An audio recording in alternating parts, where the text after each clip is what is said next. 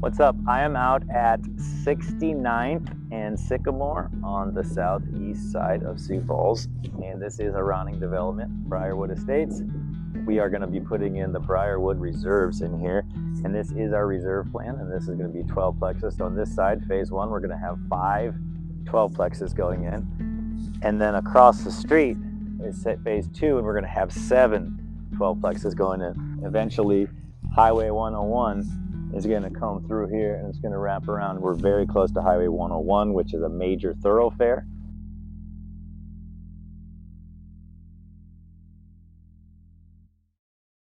Hello, everyone. This is Omar Khan. I've got my partners here with me for the Briarwood Reserve development, another spectacular development in Sioux Falls that we're doing together. Now, high-level advice for Briarwood Reserve, it's 144 units. We are going to tell you the unique way that we have structured this deal and this development. It's going to be over 2 phases. And the best thing is that investors that come in on phase one, well, they get 5% bonus shares. So guys, whoever comes in on phase one gets 5% bonus shares, 144 units. Let's just take it away. So, you guys know me. I'm Omar Khan. I'm the financial brains, the numbers guy, all of this stuff. But I want Dustin and Caleb to introduce themselves, and please tell us about your roles and how you're adding all this value. My name's Dustin Hendrickson, and I've been developing since 2003. And the way I add value is to try and find very unique sites, unique value to be added into those sites, and to bring trendy design, wellness design, and tech into these developments. Caleb Veldhouse, owner operator of Veldco here in Sioux Falls. I grew up here and I'm a second generation general contractor and developer. And we've been doing projects here for over 30 years. And what we bring to the table is just the local knowledge, the boots on the ground, the understanding, the relationships with the sellers of the property, the developers, and all that. So we're really excited to start this project. Awesome. Thank you, guys. So, let's just jump right in. Guys, can you tell us, I know this, but can you tell us why this particular zip code in this pocket of Sioux Falls? That's 57108. It's the south. It's basically all along the south side of Sioux Falls is where all the new infrastructure and development is happening. So that's where all the money goes. That's where the wealth lives. It's a fantastic zip code. It continues to grow, and it's a little bit south, so it's a little bit warmer. One of the things I really like about it, on top of that, is because it's growing so fast, it also has one of the fastest growing school districts, not only in the region, but also in the state. And there's a new elementary school just right down the road that's already built. This, like Dustin said, this is getting the infrastructure, the sewer, the water. And one of the really big things about this property is the new Highway 100 thoroughfare that's going to connect the entire city from the north to the east to the south and back to the west. And one of the main interchanges is just about 3/4 of a mile to a mile away from this location. It's funded by the state, and it's on track to be built in a couple years. So when that opens up, you're going to be able to go all the way from I-90 down to 29 in the way northeast side of Sioux Falls over to the southwest side of Sioux Falls. And that's really just going to be able to connect this portion of the city that's got a little bit more of a peaceful vibe to it, and just be able to kind of get anywhere in town really quickly. What I really like about this, just to add on to those prior information, is that the median income in this zip code is $90,000 plus. That's at least like a third, or actually more than a third. It's like 33 or 35% above the national average. And on top of that, this is, I think, this zip code, I think, it has the second highest median income in the entire state. Very affluent. And just with that, guys, can you give us a flavor of what type of jobs, amenities, what are some of the intangibles here? Because that kind of feeds into, potentially what is our resident pool. Lots of good amenities. Lots of the nicer restaurants are there. Nicer new shopping malls, strip malls. Like you've got brand new Target not too far away, Walmart really close. You got, like Caleb was saying, you got new schools everywhere. You just have all the newer businesses are all locating themselves all in this area. And it's basically 69th or 57th Street from east to west is where a lot of the stuff is, a lot of the retail stuff's at. And where this Highway 100 comes down on the, runs north and south and kind of curves around this particular location, you know, a lot of the new businesses are there, what Dustin's saying, but also a lot of the large rooted businesses like Avera Healthcare building new campuses on that east southeast part of town.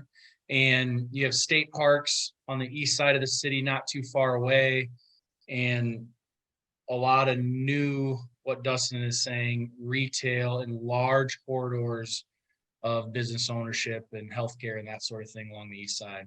If you haven't noticed, if you've been paying attention over the last couple projects we've done, one of the biggest times two, the two biggest employers in our city is healthcare, both Avera and Sanford. And as they continue to grow, they kind of tell you where the new spots are going to be as they go and do that. And they go and expand and they bring new hospital systems into different parts of the city. And then what also happens is you get all these little branch off medical clinics as well that don't want to be associated with Sanford or Avera anymore. And so now you have all these mini health clinics as well all along this corridor. But what now really excites me, and because we kind of, you know, Dustin, you can tell us about reserve flats because we did this experiment with our own money last year, right? Kind of figured out the plan. So what is this no frills approach? How does it compare to some of the other developments and acquisitions we've done? Like, why this approach? And why is it so much superior than what we've done in the past?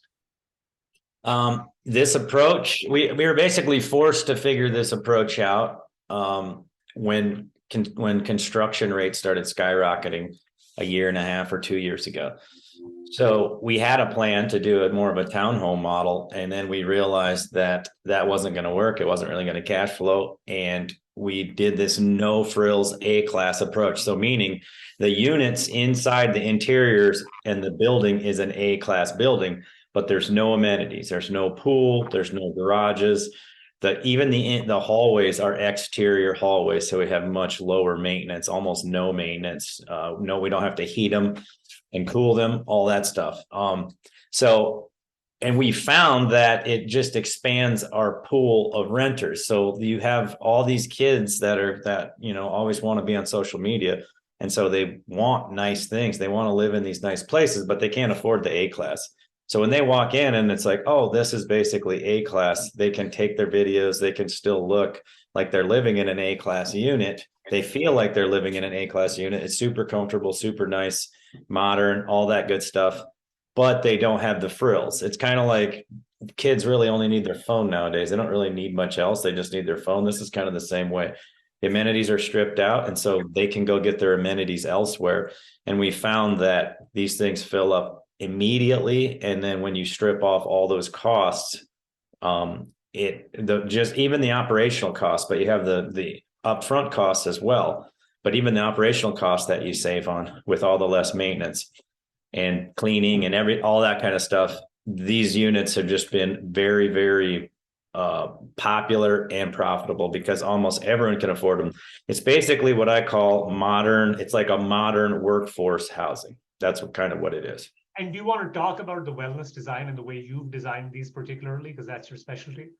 Oh yeah, the wellness design is basically to make you feel better. Like you're going to feel better when you live in this home. It's got tons of natural light, a lot of white on white, so it's a real light palette.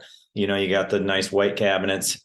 You got nice fixtures. Everything you touch is nice. Quartz cabinets, nice modern handles everywhere. So everything that you touch and feel is really, really nice. And we try to do a lot of sound attenuation too. So we try to make these quiet living spaces as well. But the main thing is always the windows. We got floor to ceiling glass in the bedrooms and in the living room, in the kitchen. So it's really attractive. And when you walk into this place, if you fall in love with the place, there's no other product in the area that competes with it. So that's the main thing.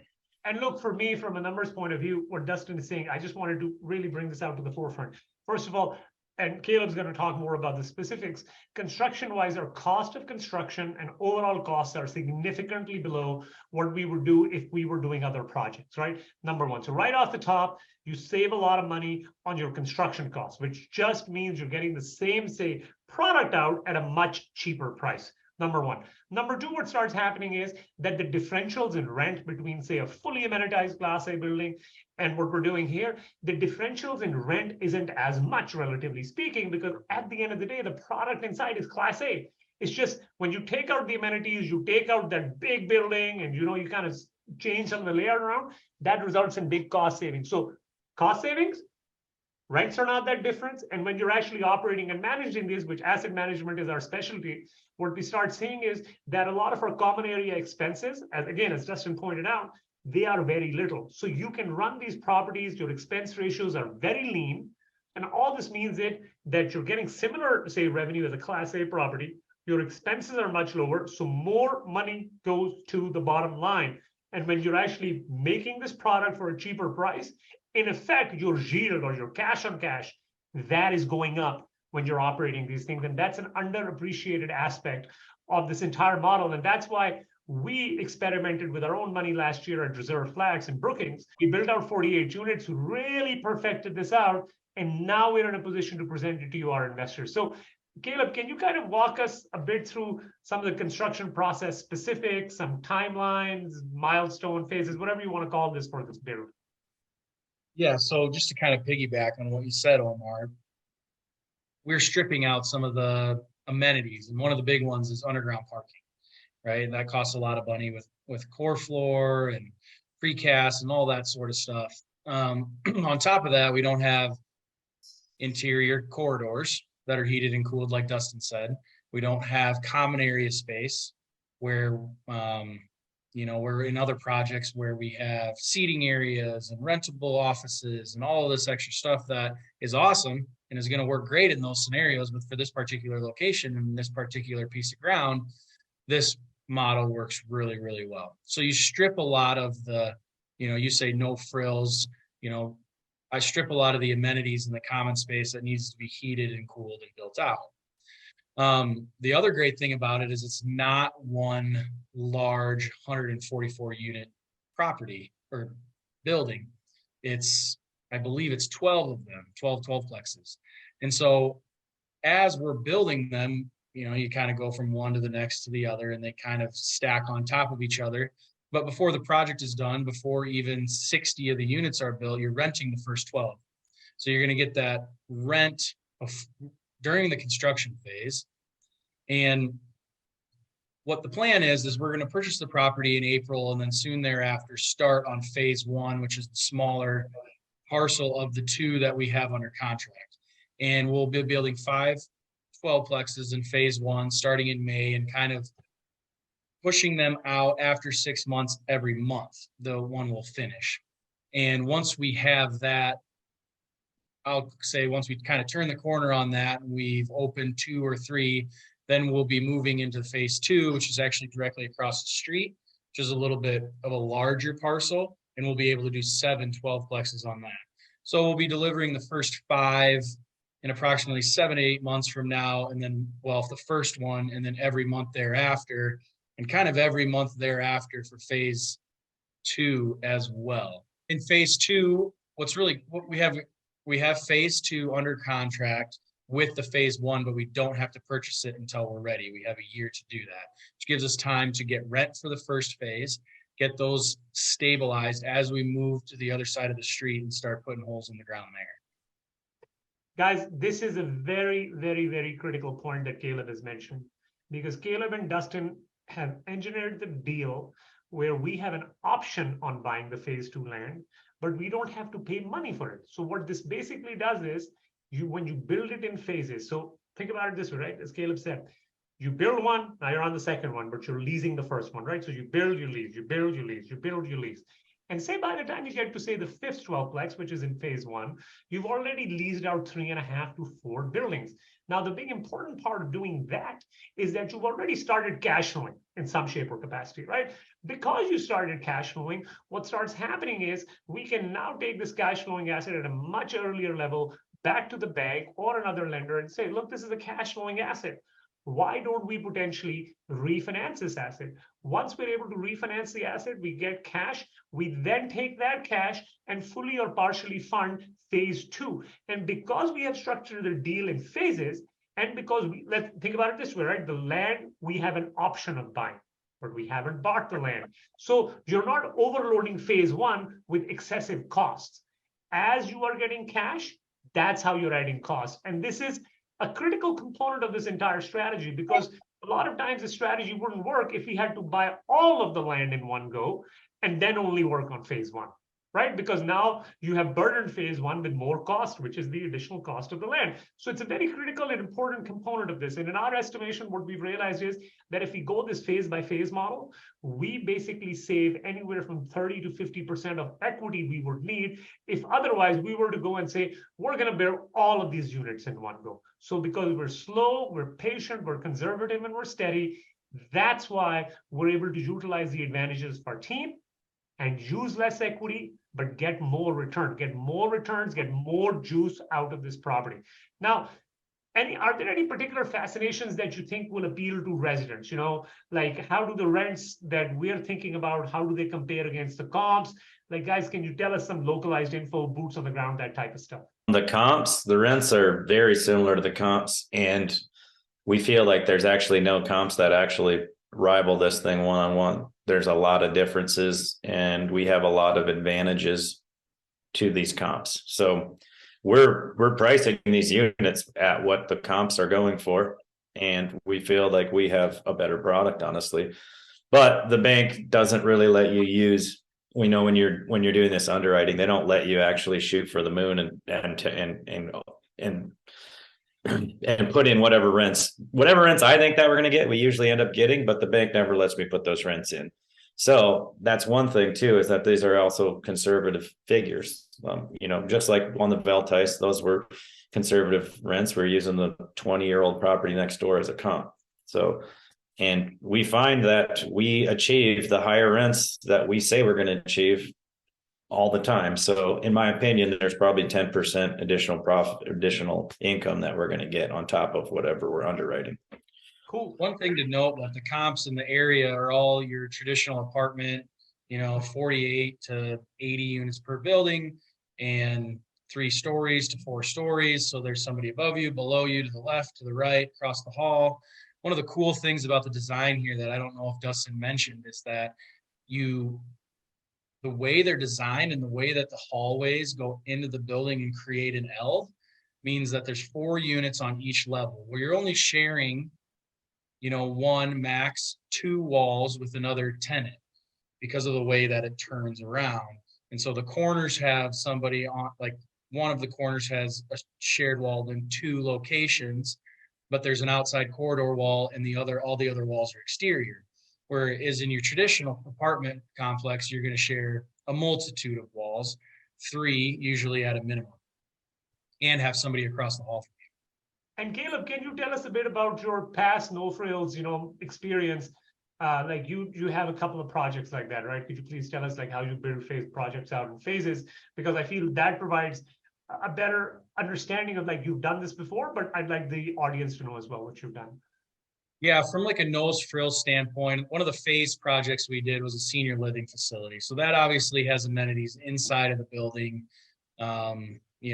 fitness, underground parking, a lot of common areas, hair care, mail room. I mean, kind of everything that you would, restaurant, etc., inside of a senior living facility. But we have done the phase approach before. And in that phase approach was a little bit different than that, but we bought all the land, did the first 50 units, filled them up, and then refinanced the project. And in that scenario, we didn't have to come up with any additional equity because of the cash flows that we had. And we just basically doubled the size of the building by connecting it.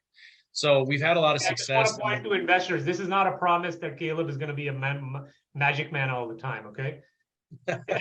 No, and this one's a little bit different, on a couple different layers. But in that particular instance, by phasing it out, improving the model with less construction cost up front, but from, smaller buildings and then from what it became, it really does work. It really can work quite well.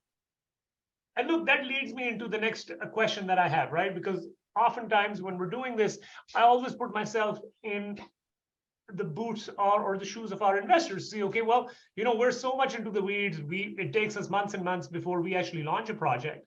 But what would, say, an investor think?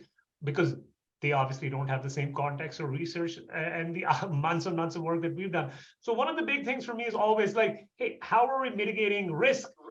And that is even more exacerbated these days in the current economic climate. I can tell you this, a big way that in my mind, not just financially, but operationally, we're mitigating risk, as we've talked earlier, I just wanted to summarize this, is number one, taking a phased approach, right? So at no instance during the development process across both phases are basically a lot of resources in play, right? We're just taking small bites. So it's 1 12-plex, 2 12-plexes, 3 12-plexes, right? You build, you lease. You build, you lease. It's not like, you build the Taj Mahal and then now you got to lease it out, right? So because we're taking bite-sized chunks, what also happens is it allows us to level up or level down if conditions, for instance, aren't working. So God forbid, if conditions aren't working, as an example, we expect we're going to lease, say, 75% of the units in 3 months, per building, and it's taking us 3.5 or 4 months.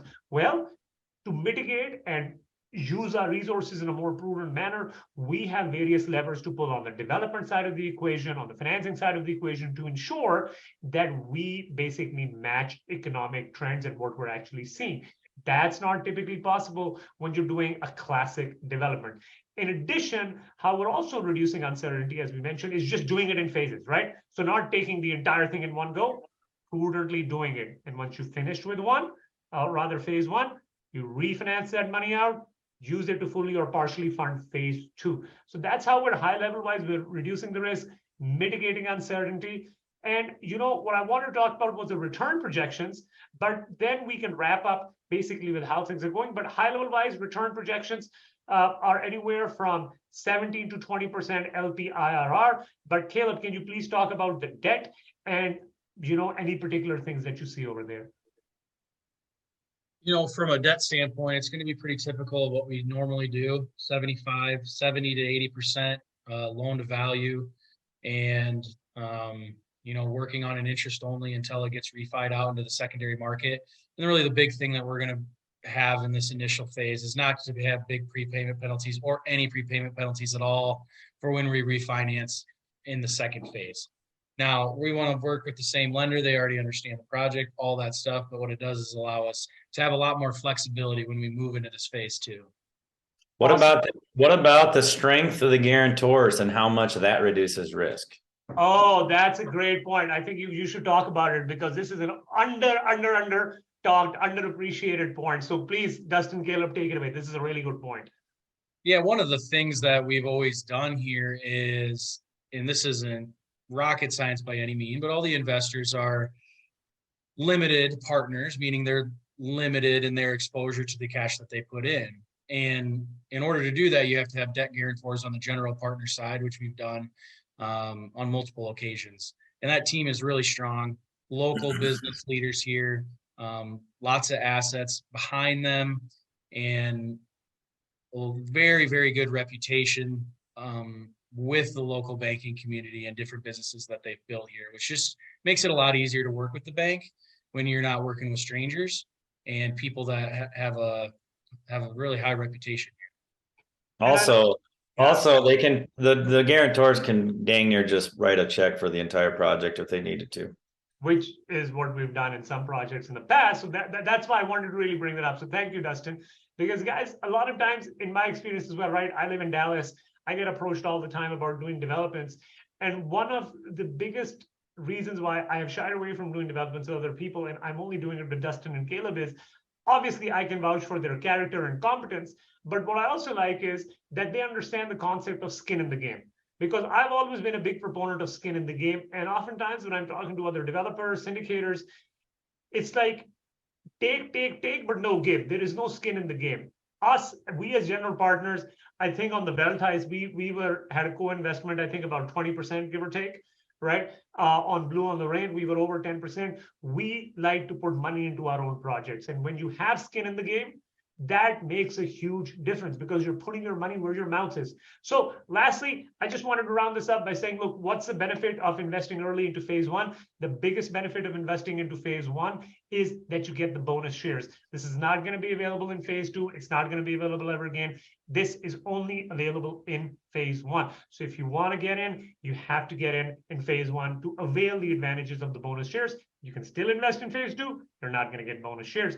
But guys, to wrap it up, are there any final thoughts people should know about? Anything you wanted to share? I wanted to say one more thing about risk mitigation, and this is something that's always overlooked by almost everybody, including the banks and always the financial people don't understand this, and this is where I add most of my value. When you provide the most desirable place for someone to live in the most desirable locations, it almost completely eliminates all risk. And this is one of the reasons why almost all the developments I've done in the past are almost always at 99% occupancy. They're pretty much at 100. They're almost always full. People ask me, do you have any units available? And I just usually say, no, we don't have anything available. I'm pretty sure everything's full, but you can talk to Cody, because when I talk to Cody, everything's fully occupied all the time. And that's because of the location and the desirability of the individual units. And we build these at such a trend level that they stay trendy for 15 years.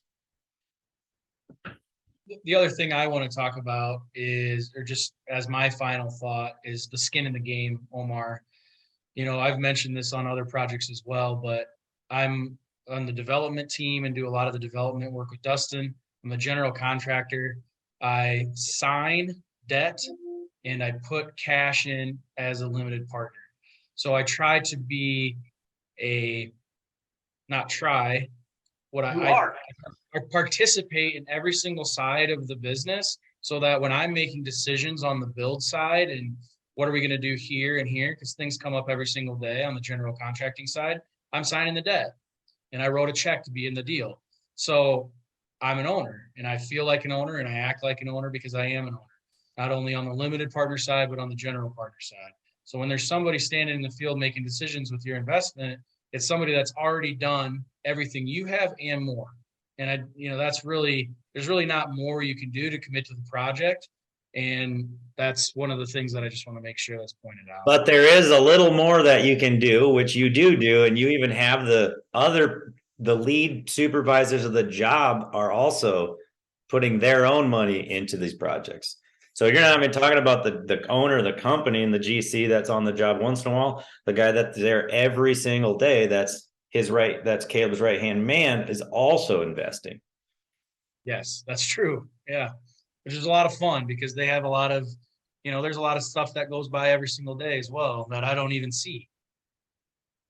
So look, guys, that's it. This is why, guys, I said skin in the game, character, competence, it all matters a lot. And this is why I only work with Dustin and Caleb on the development side of the equation. So please, if you have any questions, feel free to reach out to us. My email is umar@boardwalkwealth.com. Dustin, do you want to please tell your email? And then Caleb, please, you can tell your email. Mailboxmoneyre.com is my website. Please go there and you'll have all the stuff, portals, LinkedIn, Calendly link, whatever. And what about you, Caleb? Caleb@veldco.com. All right, guys, we really appreciate it. Thank you for your time. And please, if you have any questions, feel free to reach out to us. We'd be happy to answer it in as much detail as we can.